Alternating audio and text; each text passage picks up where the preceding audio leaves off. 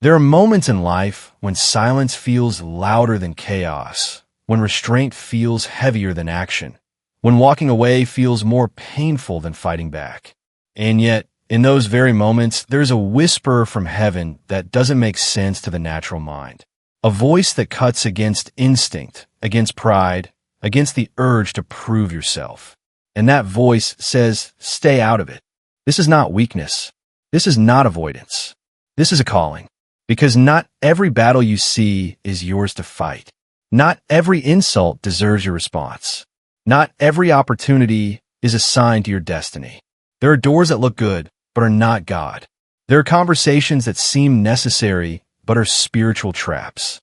And there are situations where your involvement would cost you your peace, your purpose, and your position in God's timing. You must understand something deeply. God does not just call you into things. He also calls you out of things, out of arguments that drain your spirit, out of relationships that slowly poison your calling, out of environments where your presence is tolerated but your purpose is suffocated. And sometimes the instruction is simple but difficult. Stay out of it. Because God sees what you cannot see. He knows the outcome before the beginning. What looks like an opportunity to you may be a distraction designed to delay you. What feels like a battle you must win may actually be a test you are meant to pass through obedience, not confrontation. There is a level of spiritual maturity where you stop reacting to everything, where you no longer feel the need to defend yourself at every accusation, where you trust that God is your defender, your vindicator, your voice. And that's where the struggle begins, because your flesh wants to speak, your ego wants to respond, your emotions want justice now. But your spirit hears something deeper. It hears God saying, if you step into this, you step out of my will. And that is the tension few people understand. It takes strength to stay silent when you could speak. It takes power to walk away when you could win. It takes faith to trust God to handle what you could easily take into your own hands.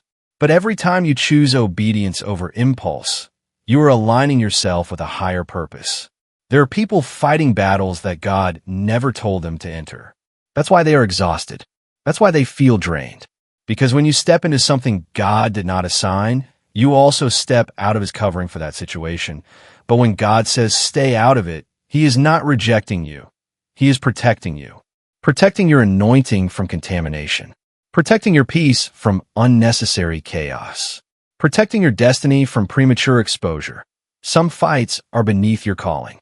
Not because you are better than anyone, but because God is taking you somewhere that requires discipline, discernment, and divine restraint. You cannot go where God is taking you while carrying every argument, every offense, every need to prove yourself. Sometimes the greatest victory is not what you conquer, but what you refuse to engage. Jesus himself stood silent before accusations, not because he couldn't respond, but because he understood the assignment. He knew when to speak, and he knew when silence was the louder testimony. And now, that same calling rests on you, to be set apart, to be led not by emotion, but by the Spirit, to recognize that not everything requires your attention, your energy, or your presence. So when you feel the pull to jump in, to respond, to involve yourself, pause. Listen closely, because the voice of God is not always loud, but it is always clear to a listening heart. And it may be saying to you right now, stay out of it, because I'm already in it. There are moments when everything in you wants to step forward, to speak, to react, to take control of what feels urgent and necessary. Yet deep within, there's a quiet resistance that does not come from fear, but from something higher. It is not always loud, not always dramatic, but it carries a weight that your spirit recognizes even when your mind is still wrestling. This is where discernment begins, in that sacred tension between what you feel and what God is revealing. Because not every urge to act is aligned with his will, and not every open door is an invitation from him.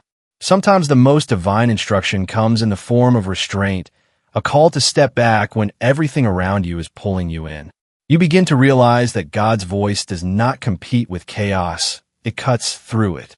While emotions rise like waves, demanding expression, His direction often comes as a steady whisper that calls you into stillness. It challenges your instincts, asking you to trust beyond logic, to obey without full understanding. This is where many struggle, because the natural desire is to justify action, to make sense of involvement, to feel useful by doing something. But the Spirit teaches differently, revealing that obedience is not always active in the way the world defines it. Sometimes obedience is choosing not to engage, not to respond, not to interfere.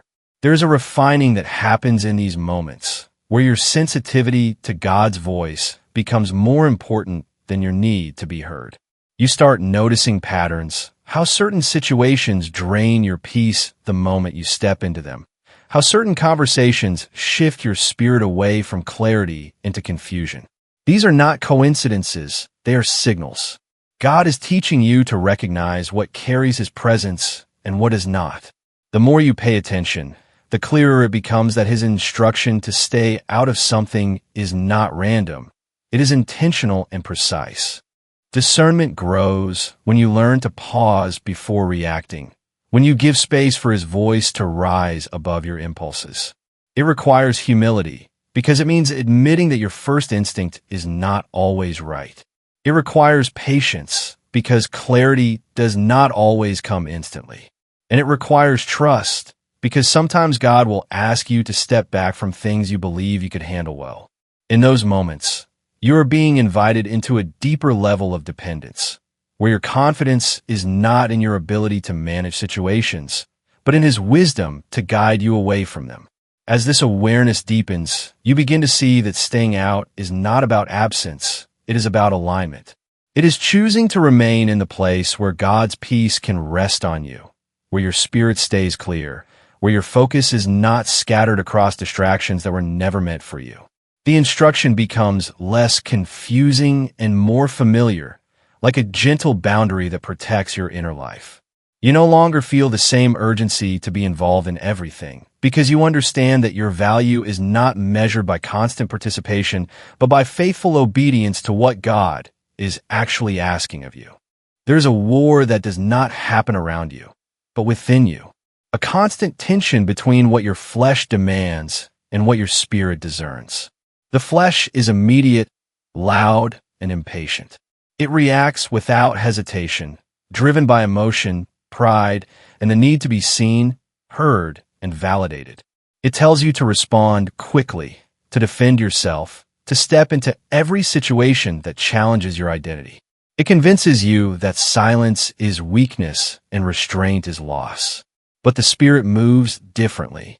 It is not rushed, not pressured, not desperate to prove anything. It carries a quiet authority that does not need to shout to be powerful. When God says stay out of it, this is where the conflict intensifies, because your flesh begins to argue. It presents reasons, justifications, and logic that seem right in the moment. It reminds you of what you could say, how you could win, how you could fix things if you just stepped in. It feeds your ego with the illusion of control. And if you are not careful, you will mistake that internal noise for clarity. But the Spirit does not argue like that. The Spirit brings conviction, not confusion. It may not always explain everything, but it anchors you in a sense of knowing that cannot be shaken by emotional pressure. This battle is not about behavior alone, it is about authority. Which voice will you submit to? Which nature will lead you? Because whatever you follow will shape your outcome. When the flesh leads, it pulls you into cycles of reaction, where every situation becomes personal and every offense becomes a fight. You begin to carry things that were never assigned to you. Your energy becomes scattered, your peace becomes fragile, and your focus begins to drift from what truly matters. But when the Spirit leads, there is a different rhythm. You move with intention, not impulse. You choose your involvement carefully, not emotionally. Learning to deny the flesh is not comfortable. It requires you to sit with feelings you would rather express. It requires you to hold back words that are ready to come out. It requires you to let go of the need to always be right, to always be understood, to always be justified in the eyes of others. This is where discipline is formed, not in moments of ease, but in moments of pressure. Because anyone can remain calm when nothing is challenging them, but it takes spiritual maturity to remain aligned when everything inside you is pulling in the opposite direction. Over time, you begin to recognize the difference more clearly. The flesh pushes, the spirit leads. The flesh reacts, the spirit responds or remains still. The flesh seeks immediate satisfaction. The spirit values long-term alignment. And the more you choose the spirit, the quieter the flesh becomes. Not because it disappears, but because it loses its authority over your decisions. You start to experience a deeper sense of control, not by forcing outcomes, but by surrendering to God's direction. This is the hidden strength in obedience. It is not passive, it is intentional. It is a conscious decision to let the spirit take precedence over the flesh, even when it feels unnatural. And in that choice, you step into a higher way of living, where your actions are not dictated by circumstances, but guided by something eternal and unshakable. There are things God protects you from that you will never fully understand in the moment. There's also a protection over your identity that comes through obedience. When you involve yourself in places God did not send you, you risk being shaped by influences that do not reflect who you are becoming. Your responses may change, your values may be tested in ways that create confusion, and your sense of direction may begin to blur. But when you remain within the boundaries God sets, there is a consistency that forms. Your spirit stays grounded, your mind stays clear, and your purpose remains intact. You're not constantly recovering from unnecessary battles because you did not enter them in the first place. This kind of protection is quiet, often unnoticed until you look back and realize what you were spared from. You begin to see how certain paths could have led to frustration, how certain conflicts could have escalated beyond your control, how certain connections could have delayed your growth. And in that reflection, obedience takes on a deeper meaning. It is no longer just about following instructions. It is about honoring the wisdom of a God who sees what you cannot and cares enough to guide you away from it. As this understanding grows, you start to embrace restraint with a different mindset. It no longer feels like denial. It feels like direction. You become less reactive to what is happening around you and more attentive to what is happening within you. You learn to recognize the subtle shift of peace leaving when something is not right, and instead of ignoring it, you respond by stepping back. This is where protection becomes active, not because you are controlling every situation, but because you are aligned with the one who already has everything under control. There's a kind of power that does not announce itself, that does not need to be proven through words or actions, yet it carries a depth that shifts everything around it. It is the power found in silence, in choosing not to respond when every part of you wants to speak, in surrendering your need to control outcomes, and trusting God to take his place as your defender. This is not passive living. This is intentional restraint shaped by faith. Because silence, when led by the Spirit, is not emptiness, it is alignment. Many struggle with this because silence feels like losing. It feels like giving others the upper hand, like allowing misunderstandings to go uncorrected, like leaving things unresolved. The mind begins to race with all the ways you could clarify, explain, or defend yourself. Yet in the midst of that internal noise, there is an invitation to trust differently, to believe that God does not need your constant intervention to bring truth to light, that he is not limited by your silence, and that your stillness does not weaken his ability to act on your behalf. Surrender begins where control ends. It requires you to release the belief that everything depends on your involvement. It challenges the idea that you must manage every perception, every outcome, every conflict. And in doing so, it shifts your focus from external validation to internal alignment. You begin to care less about being understood by everyone and more about being led by God. This transition is not easy because it confronts deep patterns of needing approval, needing resolution, needing to feel in control of how things unfold. But as you lean into surrender, something begins to change within you. The urgency to respond starts to fade. The pressure to prove yourself loses its grip. You start to experience a steadiness that is not dependent on circumstances being in your favor. Silence becomes less about holding back and more about holding on to peace. It becomes a conscious decision to protect your spirit from unnecessary agitation, to remain grounded when everything around you is trying to pull you into reaction. There is also a deeper trust that forms when you allow God to be your defender. Instead of constantly speaking on your own behalf, you begin to believe that truth does not need to be forced to stand. That what is genuine will eventually be revealed without manipulation or pressure. This does not mean you never speak, but it means your words are no longer driven by anxiety or fear. They come from a place of clarity, released at the right time, in the right way, under God's direction.